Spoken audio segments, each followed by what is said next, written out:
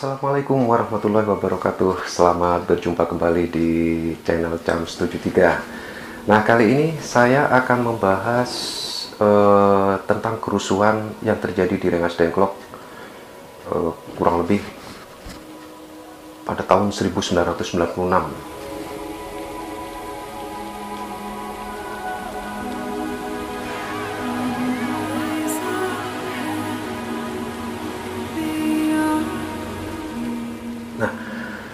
Rengas Dengklok sendiri adalah satu kota kecamatan yang berjarak kurang lebih 70 km dari Jakarta.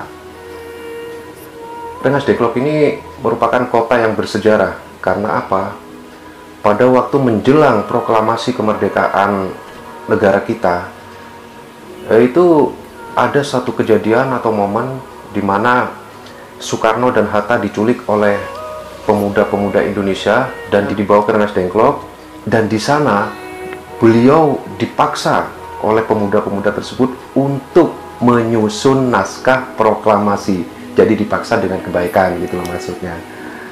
Nah, kemudian Rengas Dengklok adalah kota ketiga yang menjadi korban kerusuhan yang berbau sara setelah Situbondo dan Tasikmalaya. Kedua kota tersebut memang pernah mengalami kerusuhan yang berbau sara juga.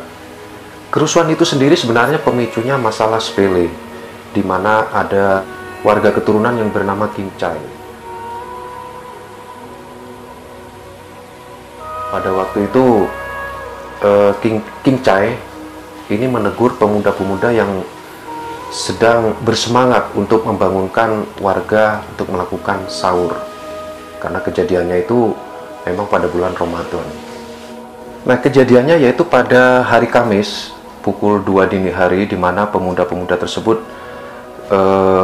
menabuh beduk untuk membangunkan warga untuk melakukan sahur.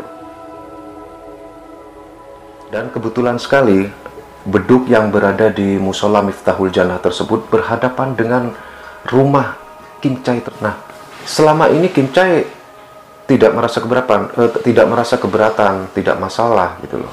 Namun entah kenapa pada hari ke-21 Kimcai merasa keberatan dan merasa terganggu dengan bunyi-bunyi beduk tersebut. Dan istrinya yang bernama Encik Giok itu malah memaki-maki dengan kata-kata kasar. Jadi saat itu para pemuda tersebut juga kaget, kenapa nih? Kok tahu-tahu ditegur?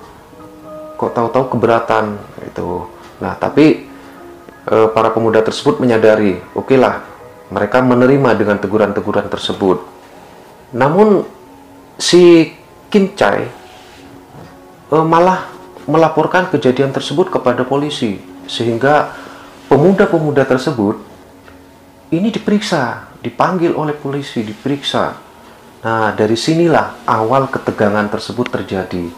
Namun, berkat beberapa tokoh masyarakat, tokoh alim ulama di sana menengahi dan mendamaikan.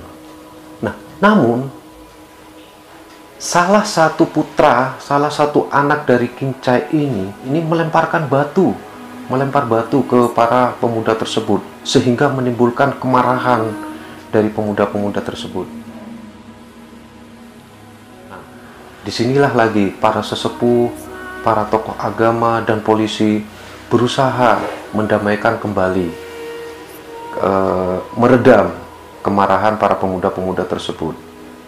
Namun tiba-tiba tepat pukul 6 pagi, datanglah sekelompok orang, kurang lebih ratusan atau bahkan mungkin ribuan massa datang ke warung doyong dan menyerbu rumah Kim.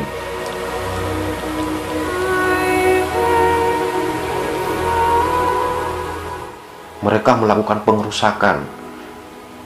Semua apa yang dijumpainya dihancurkan. Kebetulan juga penghuni rumah tersebut atau Kim dan keluarganya itu tidak ada di rumah. Dan ternyata massa pun tidak puas dengan hanya merusak rumah Kim. Mereka semua berjalan di jalan raya dan melakukan pengerusakan lagi, terutama di pertokoan dan di rumah-rumah warga-warga keturunan. Sampai-sampai beberapa warga atau rumah warga yang dilewati tersebut, mereka diberilah tulisan Muslim, rumah Islam. Itu untuk menghindari dari amukan massa.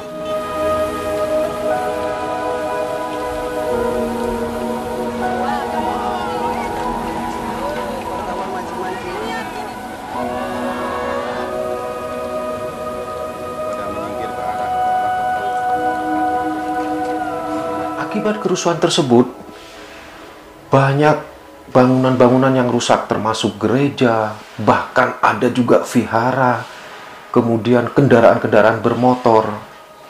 Nah, kerusuhan baru dapat diredam setelah kurang lebih 200 personil dari Polres dan Kodim Rengas Dengklok turun ke jalan-jalan untuk melakukan pengamanan.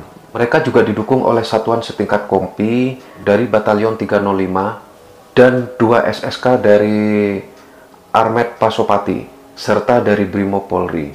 Begitu datang, aparat langsung melakukan blokade dan memaksa masyarakat untuk kembali ke pemukimannya. Nah, siang harinya setelah kejadian tersebut, Bupati Karawang saat itu yang bernama Dadang S. Mukhtar bersama dengan Kapolda Jawa Barat, Maijen Polisi Nana Permana, mengumpulkan alim ulama dan tokoh-tokoh agama di Rengas Dengklok. Dalam pertemuan tersebut disepakati para alim ulama beserta pemerintah dan kepolisian akan saling membantu untuk mendinginkan suasana. Nah, di depan para alim ulama ini, Dadang mengatakan atau menyampaikan bahwa kerusuhan ini murni tindak dari spontanitas masyarakat. Tidak ada yang menunggangi. Memang banyak yang menduga bahwa hubungan masyarakat di kampung Warung Doyong dengan keluarga Kim ini tidak baik. Bahkan dengan sesama warga keturunan Cina pun Kim juga tidak baik, padahal dia sudah tinggal di kampung Warung Doyong sejak kurang lebih tahun 1970-an.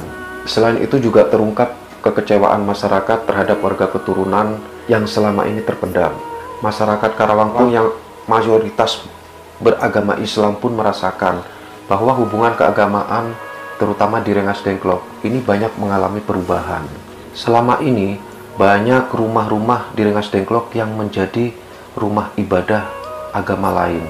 Sampai-sampai sekretaris MUI Rengas Dengklok yang bernama Sobana mengatakan, "Kami sebenarnya tidak alergi dan tidak anti agama lain. Namun, rumah-rumah itu suatu saat akan menjadi bom waktu." Ini yang dikatakan beliau. Dan pada kenyataannya, akhirnya apa? Benar-benar terjadi. Hal inilah yang seharusnya dipahami oleh pemerintah, agar jangan sampai kerusuhan terjadi lagi. Nah, baik kawan, cukup sekian cerita dari saya. Mudah-mudahan bisa menambah wawasan dan pengetahuan. Dan kita berdoa semoga kejadian ini tidak akan pernah terulang kembali. Wassalamualaikum warahmatullahi wabarakatuh.